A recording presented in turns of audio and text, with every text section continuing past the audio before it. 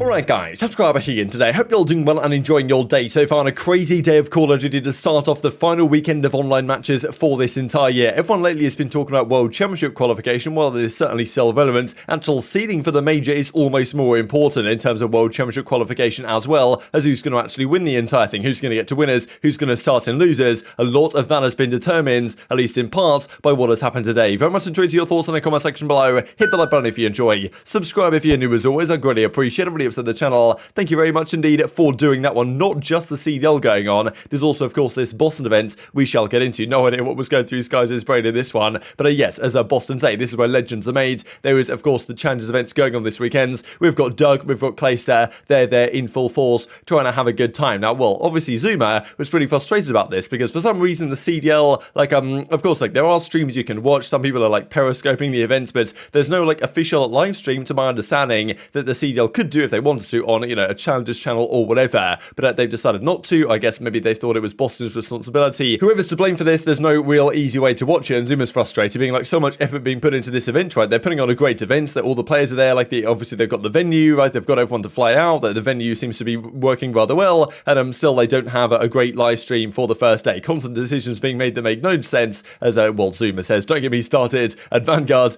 game is trash, right? So yeah, Zuma maybe kind of boiling over for him right here, but some results just to mention real quick, of course, this will continue throughout the weekends, but a Clayster and Asim play Capstone, Prolude, Mohawk and Hicksy. Pretty sure these guys are briefly teaming, then things of course, kind of broke apart a little bit, and eventually of course Clayster beats that team, so Clayster's run continuing for now. Doug's team, they beat Yee's, Fire, Silly and Exotic before then losing to Toronto Academy North America, as pretty much you might well be expected to, so we'll see how their tournament run continues, but just wanted to give a brief update, at least as what is happening as of recording this video, on what is going on at that Boston event, and I'm sure we might see more tomorrow and the coming days as well, because yeah, difficult to find good coverage of it right now, but Boston did a good job here, so hopefully Doug and Co can bounce back, but it's tough to beat Ultra Academy, there is no doubt about it. Let's talk about the CDL stuff then, right? So lots to talk really about London, because I was very high on this London team when the team was initially formed at the start of the season. I thought, okay, wow, this team's got way more firepower than people are giving it credit for. They did great at the start of the season, right? And pretty much Major 1, they made top 3 at the Major, but didn't beat that many good teams, so there was a question there, are these guys onliners at that point? And then Gizmo has had issues, he steps out, Paul X is in, Harry's in, team chemistry wasn't really there, and I was wondering whether when they get Gizmo back, as they have, they could get back to the level they were at before, and certainly right now they are firing on all cylinders. What's most impressive to me about the way this London team is playing is it's not one player that's going off all the time, everyone has stepped up at crucial moments. Today of course they played FaZe, and I thought, okay, after FaZe lost last week, they'd managed to find a way to bounce back right here, usually they do, but certainly a FaZe team that's been looking somewhat vulnerable lately, and also a FaZe team that plays Seattle on Sunday that can sometimes prove to be their kind of arch nemesis team, so that's the crazy thing about this. But London came out absolutely swinging here, especially in the respawns, and game 1 was an absolutely incredible hardpoint. London had a lead. I mean, look at the passion coming out of these guys as well. Afro makes the play here at the end. In fairness, Nasty's kill was big, but look at this. Simp brings in the kind of the glide bomb, gets 1 kill. I thought this was over, right? Because at this point it's 249, 241. I thought it was okay, GG, fair play. London got to 249, just didn't get the final seconds, and FaZe did a great job getting the wave of kills and holding on for about 25 seconds to win this one, 250, 249. That's what looks certain to happen at this point in the game, but that's not what happens. Look what happens to aBeZy here. He gets absolutely destroyed. Nasty gets this kill, but look at Afro, just slides into the hardpoint underneath him, just completely guns aBeZy, and then for some reason no other FaZe man is in the hill, and they just win the game for free. I don't really know what FaZe were playing at here, because the only man in the hill here is aBeZy. If he dies from mid, as he clearly can, because that Cellium's sitting outside the hill, number 4 in Arcitys is sitting on top of the thing for some reason,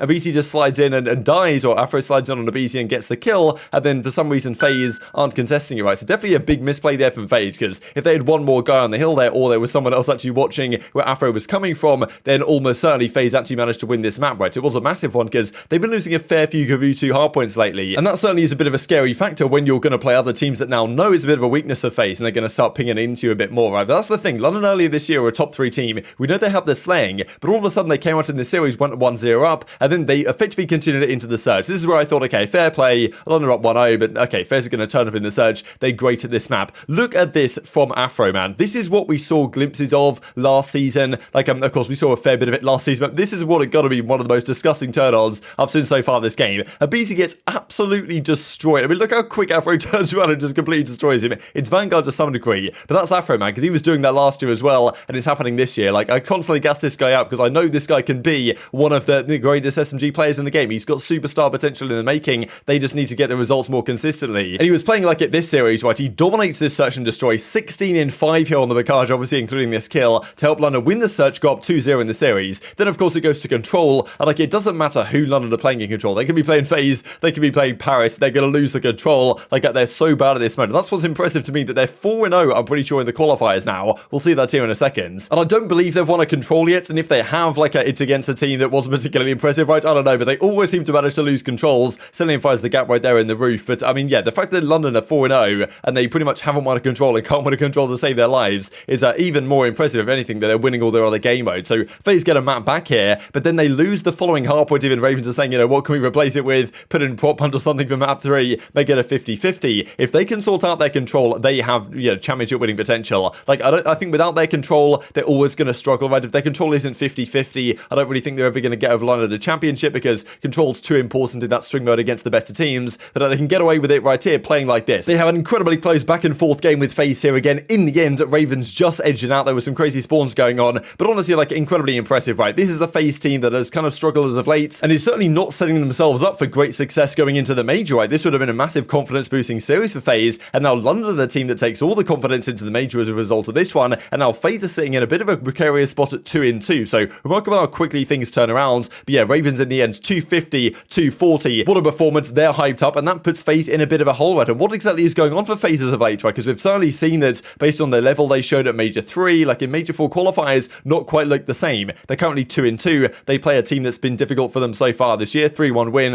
4-0 record for the London guys, and that's the thing. FaZe plays Surge on Sunday. So yes, lots of course to mention about this series, but this is going to be far from easy, of course, especially based on the way that FaZe are playing right now. Not particularly well. Look at the stats. Cellium again at 1.14, but aBeZy, Simp, not the greatest series between them. Simp had another great one, but aBeZy kind of fell off the boil a little bit. Arcitys doesn't have a great series, and this is what impresses me from Ravens, that it's not just one player turning up. Last week it was Zero and Nasty that were doing the damage. This week Nasty drops back to a 0.75, but Afro and Gizmo are the ones stepping up and delivering, right? So this is the thing. This is the edge that Ravens have, I think, on a team like Seattle Surge, at least in terms of like a consistency over time, is that they have more players that can step up on a consistent basis. Seattle don't. And seemingly right now, FaZe do not necessarily either. So definitely intrigued to your thoughts on FaZe, where they go from here, because this is going to make the major incredibly interesting. FaZe are not going to have a very good seed in the winners bracket. That means they may well play a New York or a London round 1 at the major. And like, if let's say if they FaZe were to lose that or whatever, they go down to losers, they might play Optic down there round 1. Who knows what's going to happen, right? It creates an incredibly interesting dynamic. Now, I wanted to breeze through this series relatively quickly because, look, it's Paris versus Florida. This was, like, honestly, both of these teams should have lost points for this series. No one deserved any points for this. It was honestly embarrassing to watch. These two teams have got to be the worst two in the game. There's just no way about it, man. Like, the search and destroy from Paris was so bad. This is what we said with Florida, right? Their search and destroy should get better with Major Maniac. Their respawn will get worse because they don't have Vivid. Like, honestly, the way they lost this game 1, fair play to Johnny there, right? He massively turned up game 1, absolutely was delivering. Like, I mean, you can see right here, they even have the hand cam. I believe the integrity camera is, I guess the CDL chose the wrong one to put on the broadcast here. But yeah, Paris win the game 1. I was thinking, wow, this might be possible. But then classic Paris got up 3-0, then lose 6 straight in the search and destroy. And at that point, I knew it was over because I knew that Paris weren't winning all 3 respawns. And that's, of course, what happens. It eventually goes game 5. Florida, and to be fair to Paris, they actually destroyed Florida in the control. But Florida clutch in the crucial hard point, take it to a game 5. And this, you know, honestly was a foregone conclusion to me because Florida are just going to clutch a bit every single time. Paris are just woeful. Like, in fairness, they've been working on their respawn, but that's the thing. I guess they've been playing a lot of scrims. Jimbo did turn up here for a crucial 1v2, but that's the thing. They play a lot of scrims. I'm guessing that means hardpoint scrims. Do you really think this team is practicing a lot of search and destroy? Are they really grinding out search and destroy scrims against amateur teams? I highly doubt it. And Florida are always going to probably have the better with this current team in this situation, but it's not like this was impressive for Florida at all. They looked pretty tragic. Too Real again, it didn't really show up great. Major Maniac was 9-18 at some point in one of the first games. There was some nice nades coming in for the Paris guys. Gravity, especially to keep them alive here. A crucial 1v2 actually to keep Paris alive. So they tried their best, right? They brought it back to 4-4. That was a disgusting gunfight win as well. And it seemed like the possibility was there for Paris to close out this series. But in the end, Florida just too clutch. And yeah, Paris falls short 3-2. So that was their chance to me. I thought that if there was one series that Paris could actually win, it was this one. I don't think they're beating any of the rest of the teams they play for the rest of the year. This was their chance. They took it game 5. They lost. Well, I'm sure New York are going to be fuming about this one, right? Because this was a series that they certainly needed Florida Mutineers to try and lose to Paris so that they got less points in it. Well, New York have an easier time overtaking them, but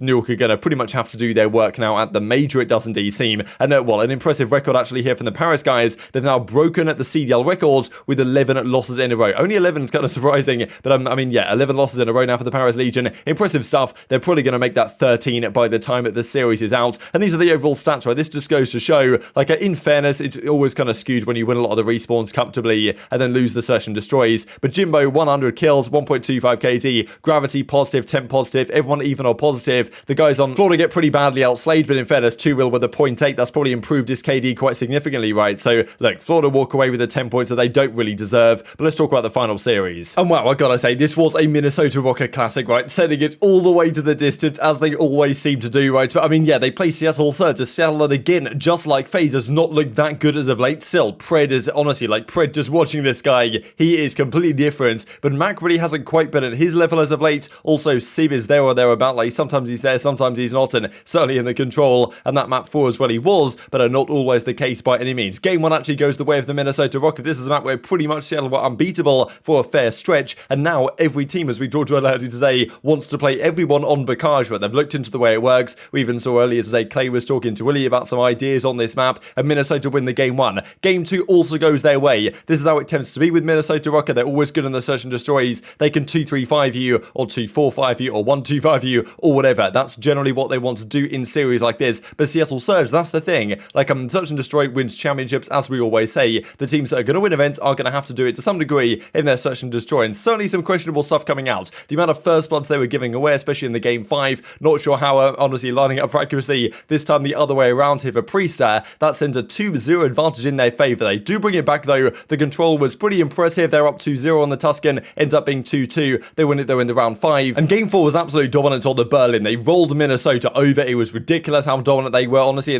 well, firstly in the control. Sib, I believe, had, what, 45 kills or something absolutely outrageous. He went like 45 in 22. Pred went like 36 in 28 or something. Like, look, those are the two guys that generally turn up when this team does well. That's exactly what we see in this Game 4. This doesn't tell the entire picture, though, because accuracy, despite being 11 in 13, actually had 3+ minutes in the hill here. So he was doing his job. Standy 9 in 22, Sib and Pred. But I mean, this just sums it up, really, doesn't it? Both 26 in 14, both separated by about 50 damage. Like, this is what it looks like generally when Seattle are doing well, but that is far from what is the case. Even as Slasher pointed out, the duo of Lamar and Pred putting up 3 minutes 13 seconds in the hill, Pred with 9 seconds, Lamar with 3 minutes and 4 seconds. What a game out of those two, no doubt about it. But of course it goes Game 5, right? And Game 5, this is where Minnesota's, it's their time to shine. They'll go round 10, they'll go round 11, and they'll usually come out on top. But the Iceman, could he do anything about it? And it goes Minnesota's way in the end. This is a game where I thought Surge would have had the advantage. They went up 3-2, went up 4-3. Pred was making some ridiculous plays to keep them in the series, and then they would just get first blooded. Sid was getting first blooded, Mack was getting first blooded, and all of a sudden Minnesota just took the advantage, right? They play well in search and destroy. Once they have an advantage, they're usually going to kind of work off that, and it seemed like Seattle playing a bit separate in the crucial rounds towards the end, end up going down 6-4 in this one, and it's Minnesota Rokkr that take a critical 10 points here. This is the thing, really, when we look at the context of not just the World Championship in that, okay, today, New York Solheim has got to be pretty fuming, because they were a Game 5 away from both a Florida Mutineers and a Minnesota Rokkr loss. It's actually gone the other way around, where both Florida and Minnesota won today, with Minnesota still to play Paris. That's big as well for New York, trying to overtake these guys through to the World Championship. Going to be very difficult for them to do so if Minnesota can make any sort of run going into the major as well. But also for the qualifiers, so Minnesota put themselves in a solid spot now going into their final game against Paris, but Seattle Surge are now 1-3 in the qualifiers, and they play FaZe tomorrow night, I believe it actually is, who are now 2-2. So one of those teams is probably going to be a losers. It's probably going to be Seattle, but FaZe are 2-2 with an 8-8 map count, I believe, which isn't great by any means if they get destroyed by Seattle, which is unlikely, but if they do, then there's a decent world. FaZe are in losers, like